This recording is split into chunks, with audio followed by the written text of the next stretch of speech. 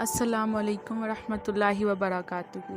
آج ہم بات کریں گے پردے کے حوالے سے۔ پردے کے بارے میں بہت زیادہ دلیلیں قرآن پاک میں موجود ہیں۔ قرآن مجید میں اللہ تعالیٰ نے آپ صلی اللہ علیہ وسلم کو ارشاد فرمایا تھا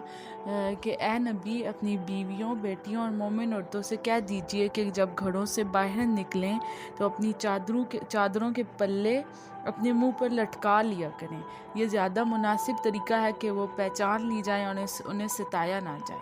اور یہ سورۃ احزاب کی آیت نمبر 59 میں فرمایا تھا اللہ تعالیٰ نے، کیونکہ اس زمانے میں جو عورتیں تھیں وہ بناؤ سنگھار کی طرف زیادہ تھیں، تو اس لیے سورۃ احزاب کی آیت نمبر 33 میں اللہ تعالیٰ نے یہ بھی فرمایا کہ ان سے فرما دیجیے کہ وہ اپنے گھروں میں وقار کے ساتھ ٹھہری رہیں اور زمانہ جاہلیت کے بناؤ سنگھار نہ کرتی پھریں، اور اپنے پاؤں زمین پر مارتی ہوئی نہ چلیں کہ جو زینت انہوں نے چھپا رکھی ہو وہ معلوم ہو جائے۔ میں بہت زیادہ عورتیں باہر پھرتی تھیں اور ان کے پاؤں میں جو جیولری وغیرہ ہوتی تھی اس کی آوازیں، مطلب وہ جب چلتی تھی نا پاؤں مار کر، تو ان کی آوازیں بہت زیادہ ہوتی تھی اور اس سے لوگ اٹریکٹ ہوتے تھے۔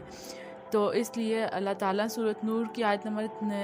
31 میں یہ منع کر دیا تھا کہ زمین پر پاؤں مارتی ہوئی نہ چلیں کہ جو زینت انہوں نے چھپا رکھی ہو وہ معلوم ہو جائے۔ اور اس کے بعد اللہ تعالیٰ نے سورۃ احزاب کی آیت نمبر 32 میں فرمایا تھا کہ کسی نامحرم سے میٹھی زبان میں بات نہ کریں کہ جس کے دل میں کوئی مرض ہو وہ اس سے کچھ امید میں ڈال دے یا اس کے دل میں کوئی اور امید پیدا ہو جائے۔ اور اس تفسیر کے حوالے سے حضرت عبداللہ بن عباس کا قول اس طرح نقل کیا گیا کہ اللہ نے مسلمان عورتوں کو حکم دیا ہے کہ جب وہ گھروں سے باہر نکلیں تو اپنی چادروں کے پلے منہ پر لٹکا لیں اور اپنے منہ چھپا لیں، اس طرح کہ صرف ایک آنکھ کھلی رہے۔ اور الکشف جو ہمارے پاس تفسیر ہے اس میں بھی اللہ تعالیٰ نے، اس میں جب انہوں نے یہ تفسیر بیان کیا تو اس میں انہوں نے لکھا ہے کہ عورتوں کو چاہیے کہ وہ اپنے اوپر چادریں ایسے ڈالیں کہ ان کا چہرہ چھپ جائے سارا، اور ان کا چہرہ اس طرح چھپ جائے کہ صرف ایک بائیں آنکھ کھلی رہے جس سے وہ دیکھ سکیں یا چل سکیں آگے۔ اور پھر اس کے بعد ہمارے پاس ایک اور جامع البیان تفسیر جو ہے اس میں شریف عورتیں اور لونڈیوں سے مشابہت دی گئی ہے ان کو، کہ جو لونڈیاں ہوتی ہیں وہ چہرہ اور بال کھلے رکھتی ہیں اور اس طرح مطلب فاسق اور ان کو چھیڑتے ہیں، اور تب بھی لوگوں میں جرأت پیدا ہوتی ہے کہ ان کو چھیڑیں، تو ان کے بارے میں بھی یہی ہے۔ اور دور جاہلیت میں جب شریف عورتیں اور لونڈیاں سب کھلی پھرتی تھیں نا اور بدکار لوگ ان کا پیچھا کرتے تھے، تو اللہ تعالیٰ نے شریف عورتوں کو تب بھی حکم دیا تھا کہ وہ اپنے اوپر چہروں کے اوپر چادر ڈال لیں جب وہ بیٹھ جائیں نا۔ اور اس کے علاوہ ہمارے پاس ایک اور تفسیر ہے کہ اس میں بھی انہوں نے یہی بیان کیا کہ جب وہ اپنی حاجت کے لیے باہر نکلیں تو چادروں سے اپنے چہروں اور جسموں کو چھپا لیں۔